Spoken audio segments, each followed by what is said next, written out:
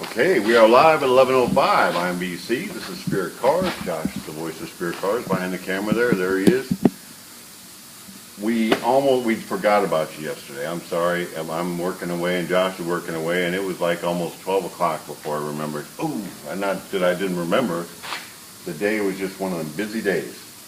So sorry about that. We're today we got a new idea.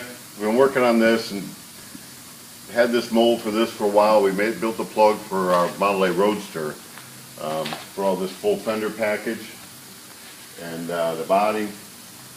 So I think we pulled it out. I'm kind of excited. We see it. This body's going to go. This is going to be on a race car, but we had it sitting here to just fit it up.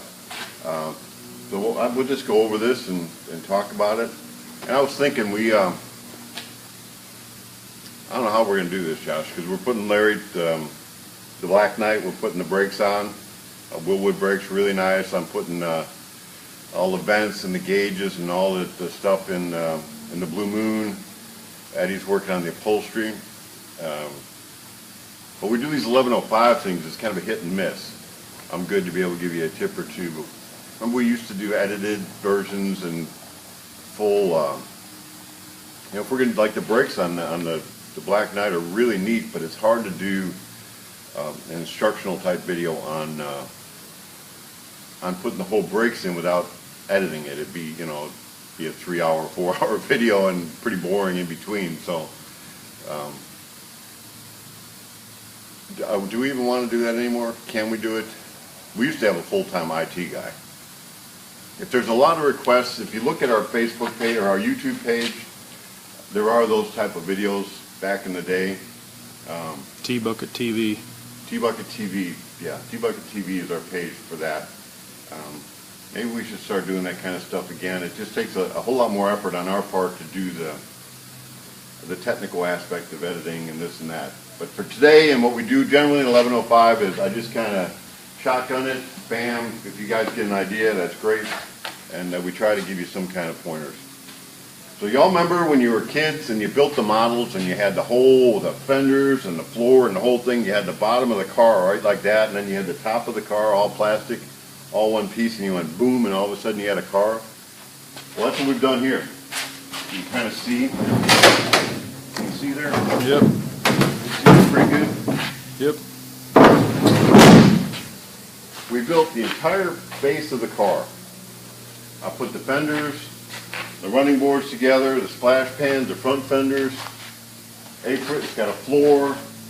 It's got a floor in the trunk. Got the whole deal going on. And this fits our Model A Roadster for sure. This is a Model A Coupe. We got a Model A Sedan, and it should fit them all. We trim it up a little bit. I'm pretty confident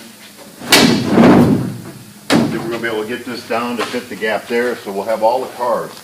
And I think. And I'm not sure yet. We're still thinking the process through. Do I want to make this so that the body bolts on top of this? Or do I want to make it so I glass it to it and it's all one piece? And as I'm thinking about it, I'm leaning towards bolting the body to it. But what we can do now with this one, right now the way we offer our Model A is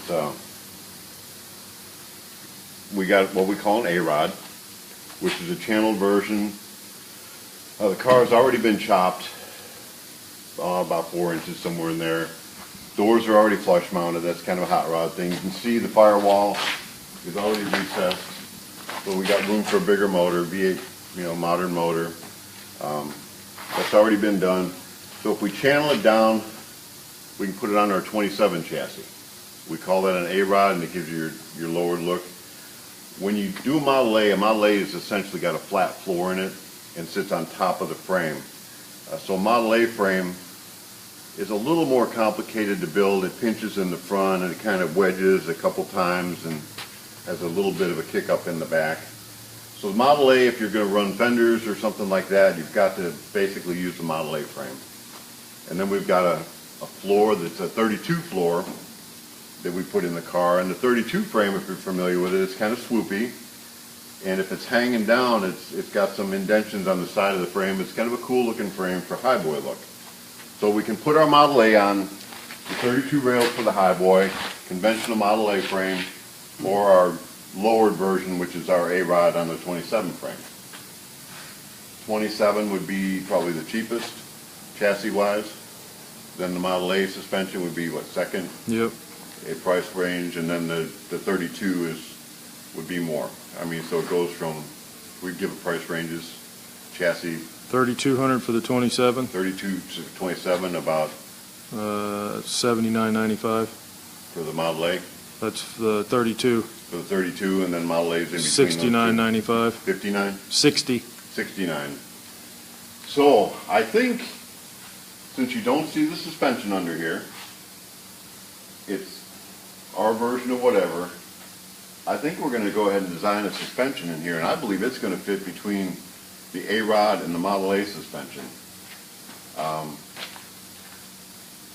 I don't know, and some of y'all might think about it. A lot of people say, oh, I got an old truck, can I use it? Well, no, not for a T-bucket, definitely. But a lot of times on a like a S10 or a Ranger, potentially with some modifications, you can put it under a Model A or something like that. So I may go ahead and actually look for is that a good idea? Go ahead and look for an old suspension of it's not, Josh is shaking his head. Use new. Okay, so we're going to build our suspension here, at least that's what's happening today. But, it might be that you could have an old truck, if you can make this body wheelbase fit on top of that, slap that on there, and bada bing, bada boom, there you go, you got a car. And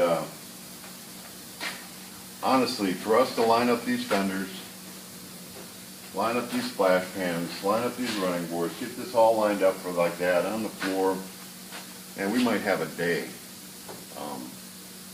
getting all that lined up right and done. This here I had a couple guys help me. We pulled that out of the mold. I set it sitting on a couple of jack stands.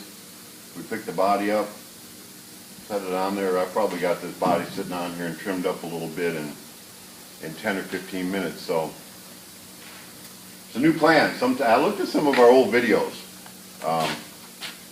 I don't know if y'all ever watched have you ever watched the old flying videos where the original flyers, they had these these flying machines, and you're looking at it going, what in the world? And by the time they get 5 feet down, the 10 sets of wings are collapsing on them, or they got this helicopter thing that starts blowing apart. Or I watched one of our old videos, and I was talking about we were going to do this or that, and I didn't even remember doing the video, but it was like, well, we never did that. And as I watch the video, I'm thinking about it. I'm watching the video kind of as a observer, thinking that's not a good idea. That's kind of a dumb idea.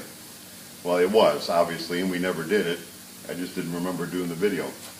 This is not a dumb idea. I think this is going to be a winner. For sure it'll fit our Model A Roadster.